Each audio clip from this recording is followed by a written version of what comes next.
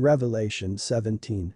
We come face to face with the self and all of its indulgences as John saw it, and the angel explained it. We are shown how the universal forces may yet work through the flesh, especially in the body's cleansing of influences arising out of the joining of the soul and flesh minds, as they created an image which was and yet was not. We are shown how this adulteration was more of the body than of the soul, however, because of God's command to Satan. We may realize that the adulterated body must eventually be cleansed through the process of becoming the Son of Man. And there came one of the 7 angels which had the 7 vials, and talked with me, saying unto me, Come hither, I will show unto thee the judgment of the great whore that sitteth upon many waters, with whom the kings of the earth have committed fornication, and the inhabitants of the earth have been made drunk with the wine of her fornication. Revelation 17 as a whole is an extension of the effects of our not understanding and our irresponsibility to the forces we use in our lives. Revelation 16. While these 2 verses set the stage for describing the activities of this part of ourselves, the judgment of the great whore takes all of Revelation 17 and 18 to show the full meanings. Here again is one of the 7 angels which is not identified. However, from the descriptions of the activities it may well be called the 5th angel. In order to get the full understanding there had to be a refocusing of consciousness, and John was asked to come hither. Whereas the angels in Revelation 16 poured out their plagues upon the separate glandular activities in the body, here the focus is upon that which affects her, that sitteth upon many waters. The many waters are the flow of the life forces throughout the body. Thus she is somewhat of an overseer, in a way, over the whole body, she being the principle for self. The only such image we have seen so far which would be comparable would be the beast and his image in Revelation 13. This creature, the great whore, is related to them, yet not exactly either. Remember that in Revelation 16. We insisted that all of the happenings shown there had to do with our acceptance of responsibility for the plagues. Here the results are somewhat similar, but the focus is on consciousness rather than on the forces. Here we look at the essences of the reasons for our blindness before we can learn about patience. When we are shown this creature, we note that she was in control of many waters as if they were slaves. Which they are, up to a point. This great whore is the spiritual act of indulgence of self for gratification of self. Hence the focus is not on the forces, but on the conscious activities of the self, as if it were a thing in itself. And it is. While these acts are now, and have been, a part of our experiences, we must consider their causes, for then we may learn why these whore scenes are a necessary part of the revelation. Again let us remember that Revelation 16 was about learning patience. Accepting responsibility. This one is to show why we need to learn it. Remember also that, for the Son of Man, the body's memory cells were cleansed so as to expose the self to memory. Babylon was called to mind. Here, the self, Babylon, is called to mind, is remembered. This is somewhat like the realization by the prodigal son of why he was where he was before he remembered who he was. When the above reasoning is considered in conjunction with the beast which rose up out of the sea in Revelation 13. Which we have called the ego and not the self. Together with the following quotes from the readings, it should be clear why we have insisted that the self is an unholy creature, which must be clearly and separately distinguished. We should now recall Revelation 16:19, wherein the city was divided into 3 parts. The first of these quotes deals with the cause of the fall of spiritual man. In Revelation 17 does the woman here symbolize the cause of the fall of spiritual man? Please explain with reference to creation. It represents rather that which made for the projecting of man into matter through the associations that brought carnal relationships in those very activities. Not as a spiritual, but as a material giving or bringing spiritual activity in the desire of the individual or soul. Carnal relationships came about by the association of mind and matter. But such activities became the ruler even of the beast man, for their cause was based on the unholy alliance of beastly attributes and soul mind, as an indulgence of the will. Hence the knowledge of the self-created consciousness bore within itself its own created cause. Yet this is only another aspect of the self-created ego which was not shown in Revelation 12. Remember that it was stated there that the ego was not the total self. Does Babylon symbolize self? Babylon symbolizes self. But Babylon was a whole city of entities, of identities altogether comprising the self, and this includes the ego, which must because of its nature fall.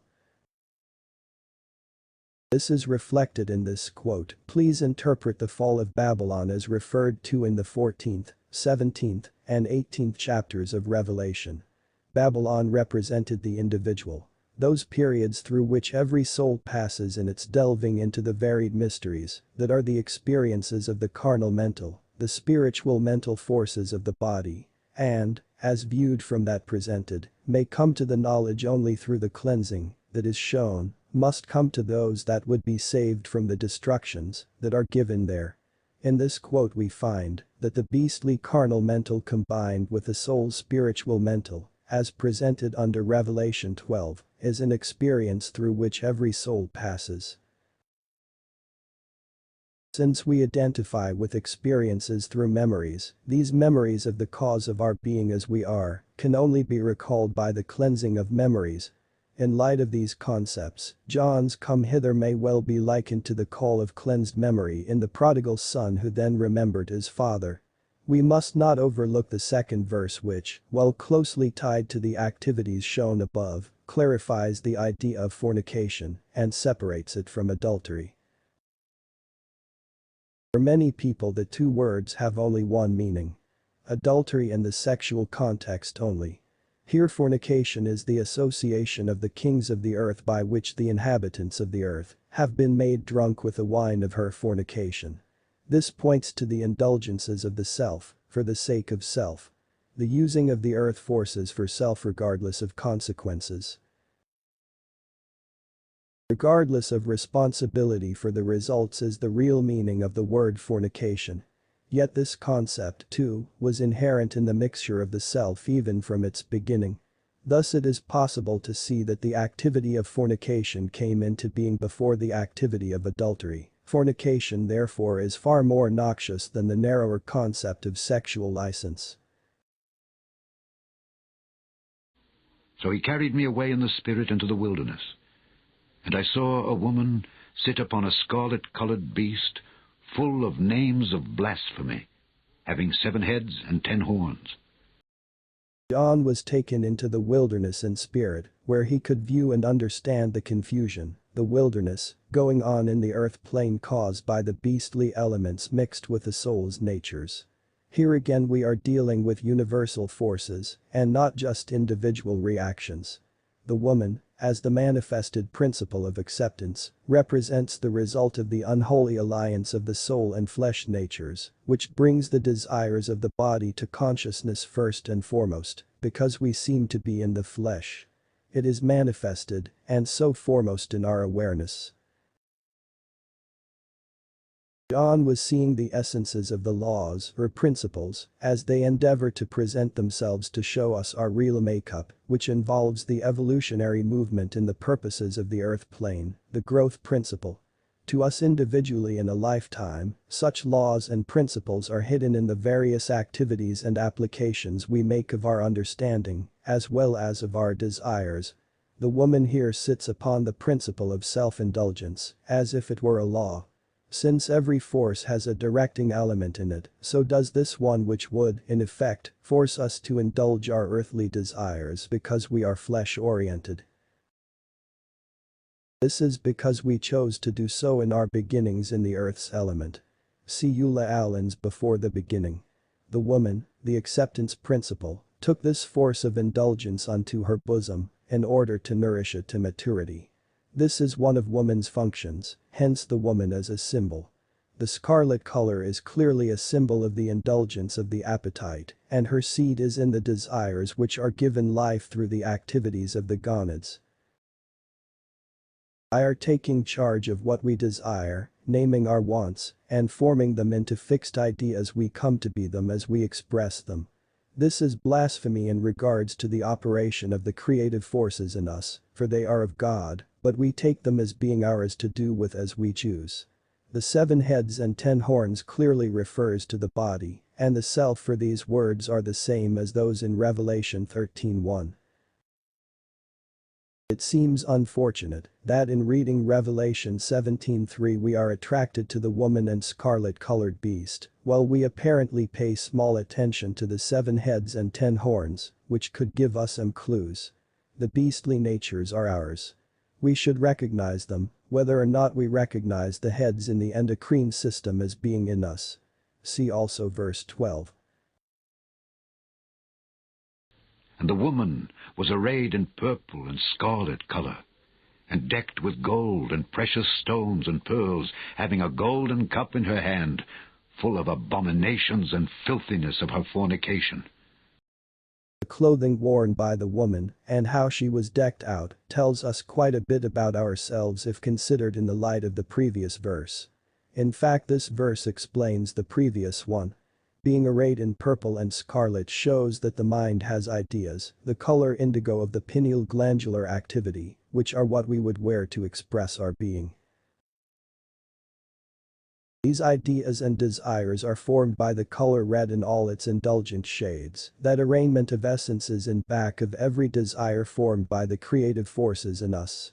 The gold and precious stones and pearls are symbols of those values we place on our precious ideas, stones, through constantly renewing, gold, and strengthening them, because of the irritations, pearls, from our inadequacies in our creative efforts. We wear these as a part of us, we show to others. Having a golden cup in her hand is what we drink of, our life's water. Our creative indulgences. The cup is, of course, full of abominations and filthiness from our selfishness, for principally we do only for self, which is an abomination. Filled too was the cup with her fornications.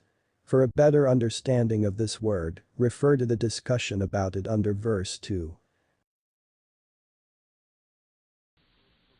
And upon her forehead was a name written, Mystery, Babylon the Great, the mother of harlots and abominations of the earth. Here we have the name in the forehead, just as was the mark of the beast in Revelation 13:16. In this instance, however, it is the name of the self, what it has come to be, and it is this same self which is the mother of all our indulgences.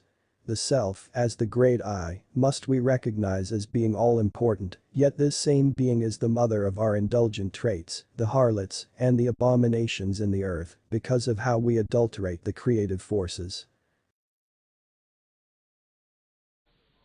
And I saw the woman drunken with the blood of the saints and with the blood of the martyrs of Jesus. And when I saw her, I wondered with great admiration. From verse 5, we should be able to see just how we can be drunk with selfish use of our indulgences for power, for fame, or for any kindred action to keep the focus on the great I of self. Being drunken with the blood of the saints comes about when we kill those impulses in us which would do for others without regard for self, or when we ridicule, and so kill, those ideas which would lead us to do as we should. We meet the same fate when we consider that we would like to do as Jesus said. But the way is too hard. Then are we drunk with the blood of the martyrs of Jesus. John wondered with great admiration upon seeing this woman so bedecked in all of her finery. What she wore and the power of her being was great enough to almost cause envy in anyone. John included. It seems he may have needed some more understanding, as shown in the next verse by the interceding of the angel. And the angel said unto me, Wherefore didst thou marvel? I will tell thee the mystery of the woman and of the beast that carrieth her, which hath the 7 heads and 10 horns. The answer to this question is best found in the readings. What did the angel mean when he said, I will tell thee the mystery of the woman and of the beast that carrieth her.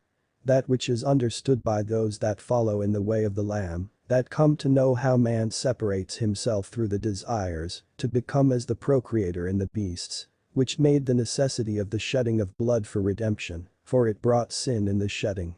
And only through same may there be the fulfilling.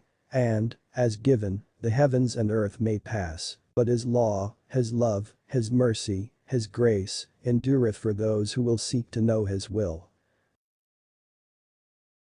In this explanation one should see that the whole of the revelation tells us that, through following what Jesus said, we may come to know how man separates himself from his source, or God, through the desires to become as the procreator through the creative powers of beasts. By these flesh powers does man create images. Man uses these images to make himself feel great, like a creator. Yet this also necessitates the shedding of the blood, the ties to the flesh, before man can cut the tie which binds flesh and spirit into one creature. Only through the shedding of this tie may man again be what he is supposed to be. A soul unblemished by self's desires. Thus does Babylon, the self, need to be destroyed. The mystery in verse 5 and as answered in the readings seems to us not to lie so much in the woman, per se, but more in the mystery of man's involvement in the procreative nature of animals in the first place. We realize that the usual reason is thought to be lust, but for the real reason we might have to go back to the Garden of Eden. It appears to us to have been a desire to experience beyond just a desire to know, for Adam was told not to eat of the tree of knowledge. Is it asking too much to question what Adam did? Did his eating of the tree of knowledge cause him to have the desire to experience, per se, or was it the opposite? Did the desire for experience cause the desire for knowledge? The beast that thou sawest was, and is not, and shall ascend out of the bottomless pit, and go into perdition. And they that dwell on the earth shall wonder, whose names were not written in the book of life from the foundation of the world, when they behold the beast that was, and is not, and yet is. From our concept of the self, Babylon, and the discourses above, it should be easy to see that this beast is the self. The self, consciousness, can sink as low into matter as it desires, by indulging more into the lower animal vibrations as an experience, into the depths of the self, or hell, the bottomless pit, as it wishes. The beast as self-consciousness only exists in mind, and not as a beast out there, for the awareness of self all come to mind through the flesh, and hence has the animal's inherent, instinctive natures. Yet the image of self, and as something seen by others, has no life of its own, and does not exist in reality. But it does exist in mind, hence the beast was and is not. This beastly mind can be transformed into a higher self, and thus shall ascend out of the bottomless pit of self. Notice the promise in the words. Shall ascend. We all must rise out of the self, if we are to become free of the flesh. That the self, the beastly nature, is to go into perdition in the usual meaning of the word, is simply not true, but rather in the sense of being done away with as an image of beastly natures. When we remember all things even from the foundation of the world, we shall arise and return to the Father. They that dwell on the earth are those people who dwell in earthly entanglements, only aware of the beastly self. It seems that people who believe that there is life after death still believe that the mind they have now will always be the same mind. This, as we shall see later, is not true, yet mind still operates. The last sentence of this verse somewhat tells us why we cannot see this change of consciousness yet. For unless we remember all things from the foundation of the world, we cannot see that we are anything but people controlled by our animal natures. Our thinking processes must change first. One thing, however, must be said. It may seem that what is being said is a prophecy in time. This change in consciousness does involve time, but not in time as we know it. Time here is a measure of our awareness.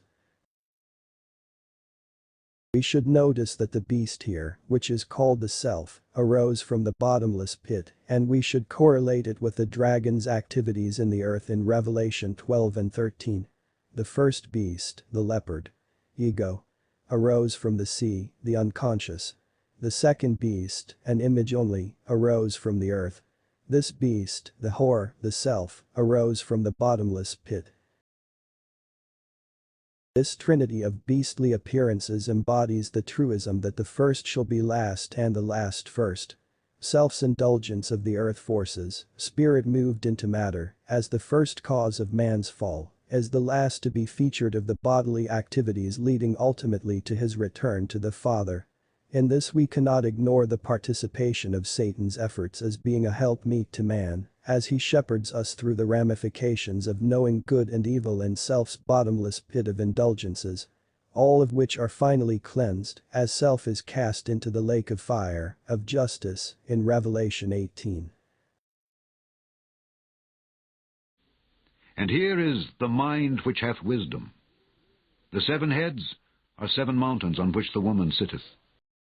We must understand the ramifications of the operation of the endocrine system and its activities before we can realize the full meaning of here is the mind which hath wisdom. In this connection, we should again review the comments under Revelation 13:18 which also relates to wisdom, noting especially reading 281:34. Do the 7 heads and mountains have any reference to the spiritual centers of the body? Revelation 17:9. These have reference to the spiritual centers, as has been indicated, and indicate and show in the latter portion of same, as to how these have become purified in the redeeming forces of the Lamb. We should note that this reading refers to the latter portions of the Revelation, where we shall see how these 7 heads and mountains have become purified in the redeeming forces in the Lamb. It also points up the unfolding of memories of the Son of Man. What God had revealed to him. See Revelation 1:1. And there are 7 kings. 5 are fallen, and 1 is, and the other is not yet come. And when he cometh, he must continue a short space. The 7 kings we believe to be referring to the endocrine system centers of activity. In remembering and letting the creative forces do their originally intended work, thus bypassing, so to speak, the flesh centers. 5 of these would be fallen before there would be a complete cleansing. This is because the act of bypassing the centers would start with the gonads and reach the pineal unadulterated. This would be the cleansing process as experienced by the Son of Man. And John was seeing what Jesus had learned. This accounts for the 5 fallen. The one who is apparently refers to the highest or the pineal, for it is yet active in the body of the Son, but activated by the intelligence and the creative forces in the total life force. The other who is not yet come, would be the realization in the mind that he, the Son of Man, was about to become through the pineal, mind, that Son. The words when he cometh, he must continue a short space means that Jesus, as the Son of Man, must continue to function as a man for that short space.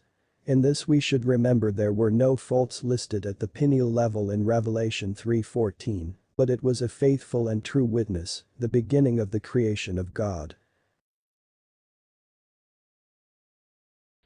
And the beast that was and is not, even he is the 8th, and is of the 7, and goeth into perdition. The self, which is the beast, was a source of stimulus to the whole system, as if he were a center within all the others, hence he is the 8th, yet of the 7, and, as we have seen, must go into perdition.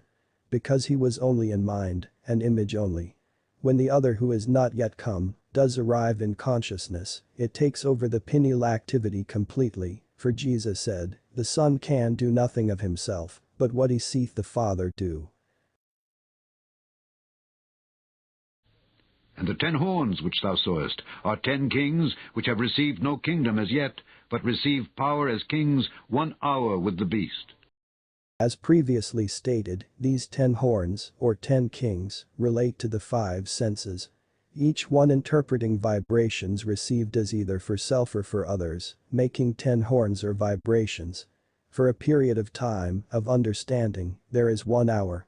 At this level of understanding, time, as we know it, does not exist.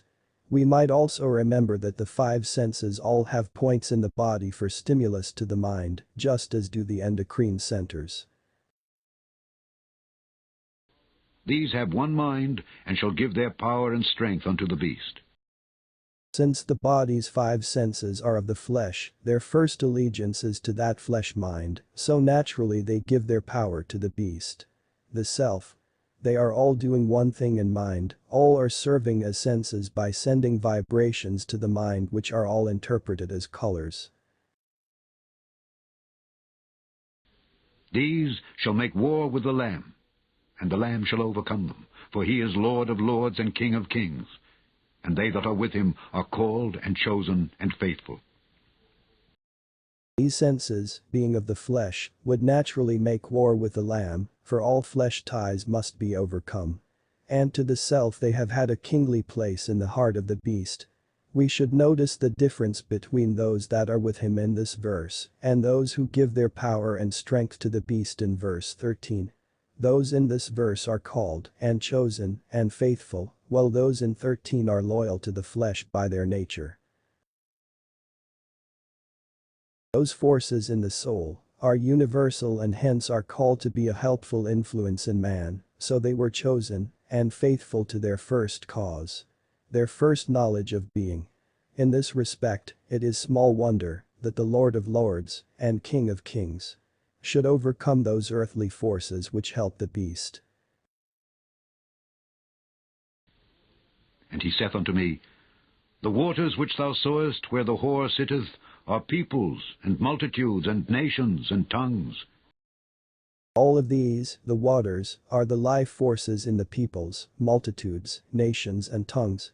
The peoples are those images, thought patterns, habits, etc., which man has formed within himself, given his life to and thus come to be that person, the people. The multitudes and nations are the body cells containing the memories associated with the images mentioned above. The tongues are how these same memories speak their piece and influence the self. And the 10 horns which thou sawest upon the beast, these shall hate the whore, and shall make her desolate and naked, and shall eat her flesh, and burn her with fire. We should reread the activity of the plagues in the body, Revelation 16. Which helps us to understand this verse the more. Especially the 3rd, 4th and 5th plagues. For we again meet the results of the plagues in Revelation 18. We should keep in mind that what John is being told is a part of the cleansing of the body from its adulteration of the selfish natures of the ego. At this point the spiritualization of the body, of the entity who was the man Jesus, was not yet complete. The vibrations of the senses. Since they are all of one mind and of necessity give their power and strength to the beast.